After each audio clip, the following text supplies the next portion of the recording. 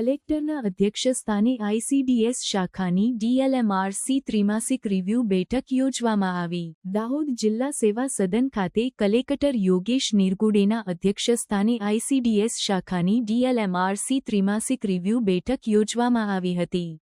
જે દરમિયાન કલેક્ટર તથા જિલ્લા વિકાસ અધિકારી દ્વારા આઈસીડીએસની વિવિધ યોજનાઓનો વિગતવાર રિવ્યૂ કરવામાં આવેલ હતો.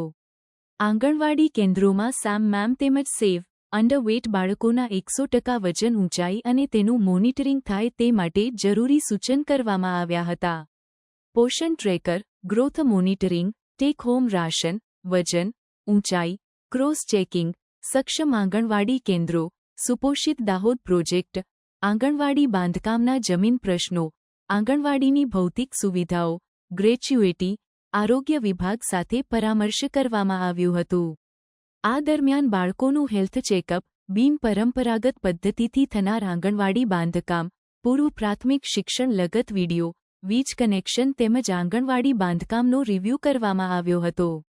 આ બેઠક દરમિયાન મુખ્ય જિલ્લા આરોગ્ય અધિકારી, જિલ્લા પુરવઠા અધિકારી, જિલ્લા પ્રાથમિક શિક્ષણાધિકારી, યુનિટ મેનેજર વાસ્મો, કાર્યપાલક ઇજનેર પંચાયત, જિલ્લા સમાજ કલ્યાણ અધિકારી, જિલ્લા પ્રોગ્રામ ઓફિસર આઈસીડીએસ તથા તમામ ઘટકના બાળ વિકાસ યોજનાના અધિકારીઓ હાજર રહ્યા હતા.